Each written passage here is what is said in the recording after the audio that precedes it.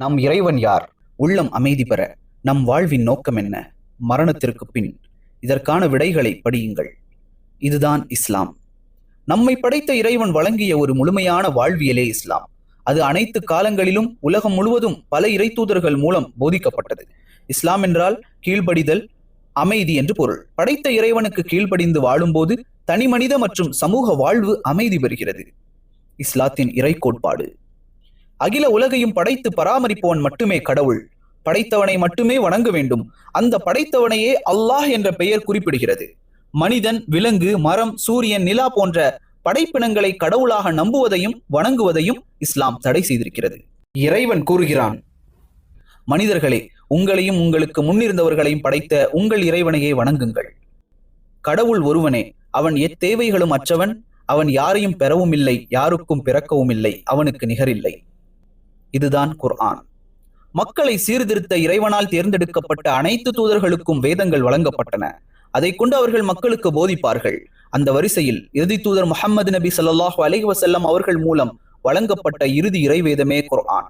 இறைவன் கூறுகிறான்: இக்குர்ஆன் உலக மக்கள் யாவருக்கும் நல்லுபதேசமே அன்றி வேறில்லை.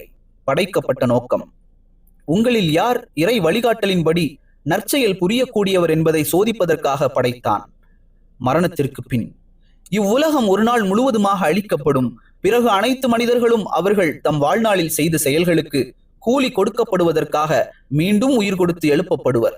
இவ்வுலகில் இறை வழிகாட்டலுக்கு கீழ்ப்படிந்து வாழ்ந்தவர்களுக்கு சொர்க்கமும், கீழ்ப்படியாமல் மனம் போன போக்கில் வாழ்ந்தவர்களுக்கு நரகமும் விதிக்கப்படும். அதுவே நிரந்தர வாழ்க்கை. எனவே சொர்க்கத்திற்கு செல்வதற்கான பரீட்சை களமே இவ்வாழ்க்கை. இறைவன் கூறுகிறான்: நாம் உங்களை நோக்கமின்றி வீணாக படைத்துள்ளோம் என்றும் நீங்கள் விசாரணைக்காக வரமாட்டீர்கள் என்றும் நினைத்து கொண்டிருக்கிறீர்களா? அவனுடைய எலும்புகளை நம்மால் ஒன்று திரட்ட முடியாது என்று மனிதன் கருதி கொண்டிருக்கின்றானா? ஏன் முடியாது? நாமோ அவனுடைய விரல்களின் நுனியை கூட மிக துல்லியமாக அமைப்பதற்கு ஆற்றல் பெற்றுள்ளோம்.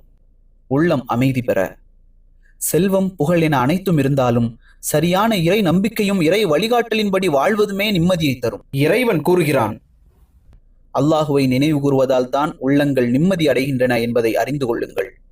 கீழுள்ளவை குறித்து இஸ்லாம் என்ன சொல்கிறது என்று பார்ப்போம். தீண்டாமை: அனைவரும் ஒரு தாய் மக்களே. பிறப்பால் உயர்வு தாழ்வு இல்லை. பெண்கள்: பெண் குழந்தை பிறப்பது நற்செய்தி. சொத்துரிமை, துணை தேர்வுரிமை, கல்வியுரிமை, தொழிலுரிமை, விவாகரத்துரிமை ஆகிய அனைத்தும் அவர்களுக்கு உண்டு. தீவிரவாதம்: ஒரு மனிதரை கொன்றவர் மனித குலத்தையே கொன்ற பாவியாவார். வளர்ப்பு பிராணிக்கு உணவளிக்காமல் அது இறந்துவிட்டால் அதன் பொறுப்பாளர் நரகவாதி. இது போன்ற பல போதனைகள் மூலம் அநியாயமாக உயிர்கள் கொல்லப்படுவதை இஸ்லாம் வன்மையாக கண்டிக்கின்றது. குர்ஆனில் இயேசு மற்றும் மரியாள்: இயேசு கடவுளோ கடவுளின் மகனோ அல்ல, படைத்தவனை மட்டுமே வணங்க வேண்டும் என்று போதிக்க வந்த இறை தூதர்களில் ஒருவர். மரியாள் உலகிலேயே மிகச் சிறந்த பெண். பயபக்தி, ஒழுக்கத்திற்கு உலகிற்கே முன்மாதிரியானவர். அவருடைய பெயரில் ஒரு அத்தியாயமே குர்ஆனில் இருக்கிறது. குர்ஆன் கூறும் போதனைகள்: உங்கள் அனைவரையும் படைத்த ஒரு இறைவனையே வணங்குங்கள். பெற்றோருக்கு உபகாரம் செய்யுங்கள். சொல்லால் கூட காயப்படுத்தாதீர்கள். மது, சூது அருவருக்கத்தக்க குற்றங்கள். மரணத்திற்கு பின் இறைவனின் விசாரணை நிச்சயம். வறுமைக்கு பயந்து குழந்தைகளை கொல்லாதீர்கள். நீதமாக நடந்து கொள்ளுங்கள். இரத்த உறவை துண்டித்து வாழாதீர்கள். தேவையுள்ளோருக்கு தேடி உதவுங்கள். அனாதைகளை ஏமாற்றாமல் பராமரியுங்கள். பிறர் சொத்தை அபகரித்தல், லஞ்சம் கூடாது. வட்டிக்கு வாங்குவதும் வட்டிக்கு கொடுப்பதும் பாவம். நன்மையை ஏவி தீமையை தடுங்கள். பிறரால் கடவுள் என நம்பப்படுபவர்களை திட்டாதீர்கள். வீண் விரயம் செய்யாதீர்கள். விபச்சாரத்தின் பக்கம் நெருங்காதீர்கள். இன்னும் பல பல. இவற்றை படித்த பின் தெளிவான இறை கோட்பாட்டையும் இறைவனால் அனுப்பப்பட்ட தூதர்களில் இறுதியானவர் முஹம்மது நபி ஸல்லல்லாஹு அலைஹி வஸல்லம் அவர்கள் என்பதையும் தெளிவாக அறிந்து கொள்ள முடிகிறது. உள்ளத்தால் அறிந்து கொண்டதை உறுதிமொழியாய் ஏற்போம். உறுதிமொழி: வணங்குவதற்கு தகுதியான இறைவன் அல்லாஹ் ஒருவனை தவிர வேறு யாரும் இல்லை. அவனுடைய அடியாராகவும் தூதராகவும் முஹம்மது நபி ஸல்லல்லாஹு அலைஹி வஸல்லம் அவர்கள் இருக்கின்றார்கள் என்று நான் சாட்சி கூறுகிறேன். முஸ்லிம் அல்லாத அன்பர்களுக்கு இறைவேதம், திருக்குர்ஆன் அன்பளிப்பாக வழங்கப்படும். மேலும் சந்தேகங்களுக்கு தெளிவு பெற்றிட கீழுள்ள எண்ணை தொடர்பு கொள்ளுங்கள்.